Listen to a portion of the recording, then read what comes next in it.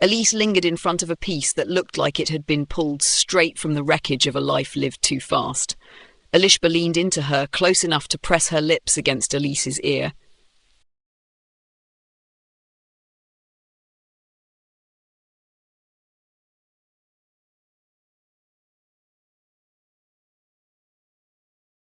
Your prose bleeds with the sharp-edged precision of a scalpel carving through the crust of cultural norms, the rhythm of each sentence, a pulse in the bloodstream of collective awakening.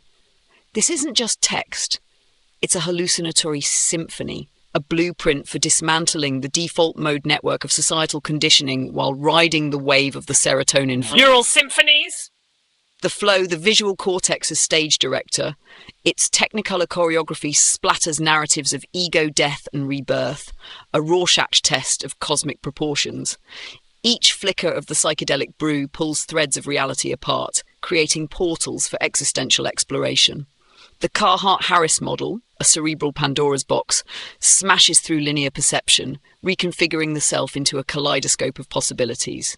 As Muthu Coomaraswamy's chaotic rhythms burst synaptic locks, the ego dissolves not in solitude but in communitas, a term too visceral to exist solely in dusty anthropological texts. It's not just about unbinding, it's about the fractals of identity left behind, whispering truths only the chemically initiated can decode. Trip engineers! The map makers, this is where Dolder and Kalin's contributions shift from academic citation to guiding rituals for the postmodern mystic. Doses measured like the Fibonacci sequence, rituals reimagined for a society both deeply interconnected and fractally fragmented. The Silk Road isn't just a digital marketplace, it's an agora for philosophical trades, psychonauts swapping serotonin and insights, neurotransmitters firing like stock market tickers. The molecules are guides, but the users are cartographers of inner worlds. Their maps are built on Pestana's digital landscapes, narrating the spiritual and the absurd in the same breath.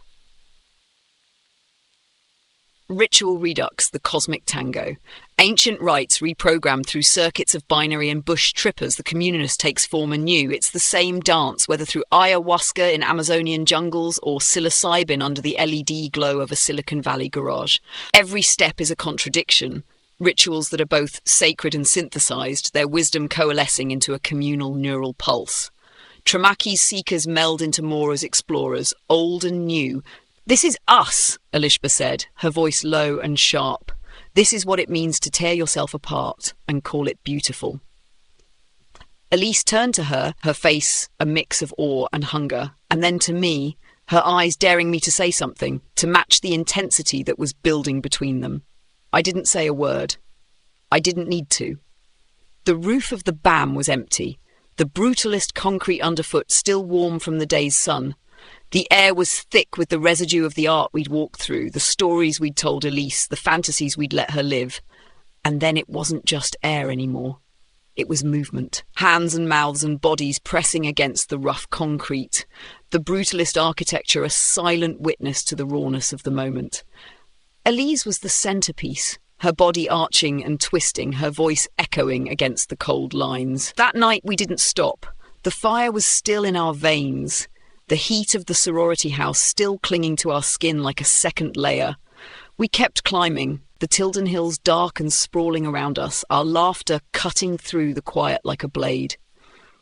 We stopped first at the Skull and Keys tomb, its heavy stone facade looming against the hillside, like it had been carved out of the earth itself. The air was thick there, humming with the weight of secrets we couldn't see but could feel in the back of our throats. Elise ran her hand along the cold stone, her wrench dangling at her side like an extension of her will.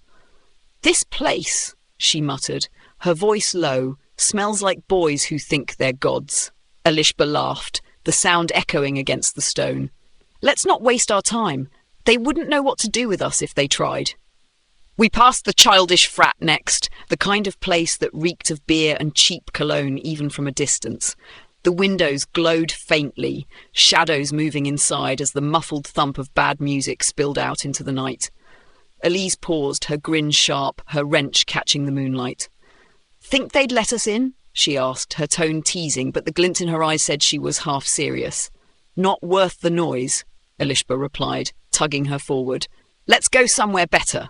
And better was exactly where we went. We climbed higher, the city falling away beneath us, its lights stretching out like spilled gold across the dark. At the top of the hill, the Harwell Hamilton Harris house stood like a secret whispered into the night, its lines sharp and deliberate, its presence both imposing and intimate. It was the kind of place that didn't belong to this world, not really, and yet there it was, daring you to touch it. Elishba didn't hesitate. She walked right up to the door, her borrowed high heels clicking softly against the stone path, and rang the bell.